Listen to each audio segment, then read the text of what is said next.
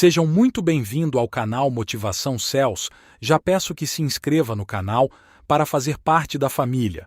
Peço também que deixe o seu like e compartilhe este vídeo com outras pessoas. Vamos para o vídeo. Judas Iscariotes foi o discípulo que traiu Jesus. Ele pertenceu ao grupo dos 12 discípulos que Jesus chamou para acompanhá-lo, e seu nome sempre aparece em último lugar nas listas que trazem os nomes dos apóstolos.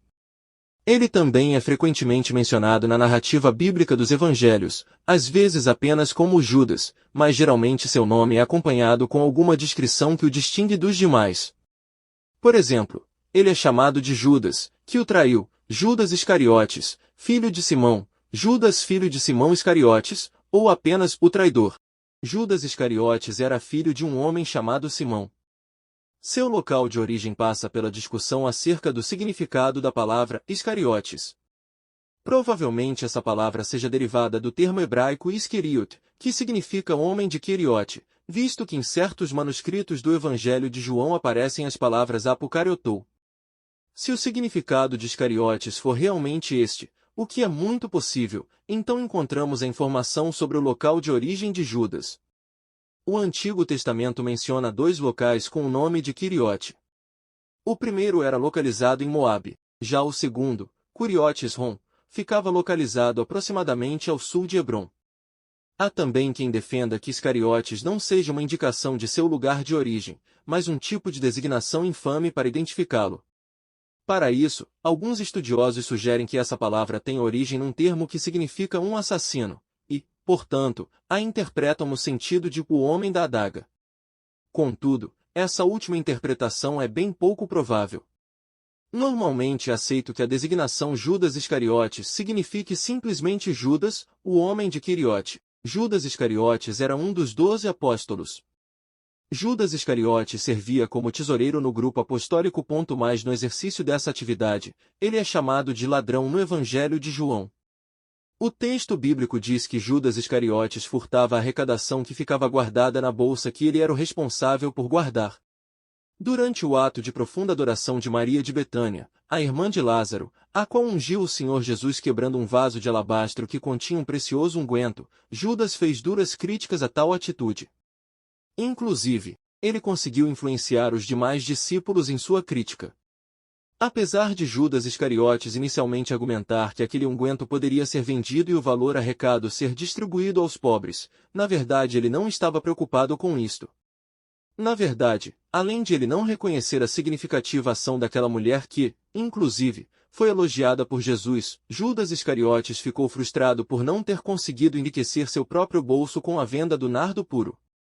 Curiosamente, os evangelistas posicionaram, logo após esse episódio em Betânia, a narrativa sobre quando Judas Iscariotes se dirigiu aos principais sacerdotes para acertar um acordo com relação à traição de Jesus. O apóstolo Mateus, escritor do primeiro evangelho, foi quem mais forneceu detalhes acerca do acordo entre Judas Iscariotes e os principais sacerdotes a fim de trair Jesus. Judas Iscariotes recebeu como pagamento para trair seu mestre a soma de 30 moedas de prata. É interessante saber que esse valor recebido por Judas, com as 30 moedas de prata, talvez tenha sido 10 vezes menor do que o valor de avaliação que ele próprio fez, do unguento que Maria de Betânia utilizou para ungir Jesus.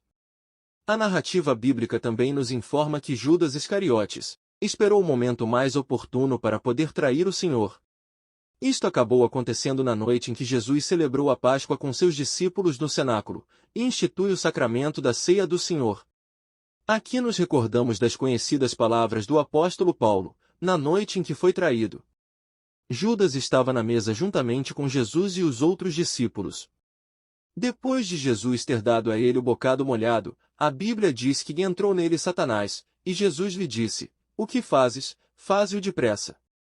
Saindo dali, Judas Iscariotes pôs em prática o plano da traição. Já no jardim do Getsemane, enquanto o Senhor Jesus orava, Judas Iscariotes consumou seu ato beijando Jesus, e assim os soldados o prenderam. Profecias do Antigo Testamento apontavam justamente para esse momento. A morte de Judas Iscariotes é registrada apenas em Mateus. Antes de morrer, Judas ainda esboçou um tipo de arrependimento e remorso patético. Ele procurou os principais dos sacerdotes e os anciãos a fim de devolver as 30 moedas de prata. Judas Iscariotes escutou dos sacerdotes que ele era o responsável pelo que havia feito.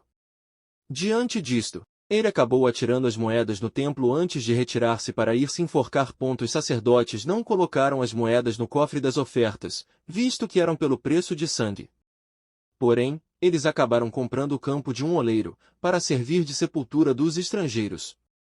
Esse campo foi chamado Campo de Sangue, assim como havia sido profetizado pelo profeta Jeremias. Na verdade, indiretamente, foi o próprio Judas quem comprou aquele campo ao devolver as moedas aos sacerdotes e anciãos. Mateus apenas relata que Judas saiu para se enforcar.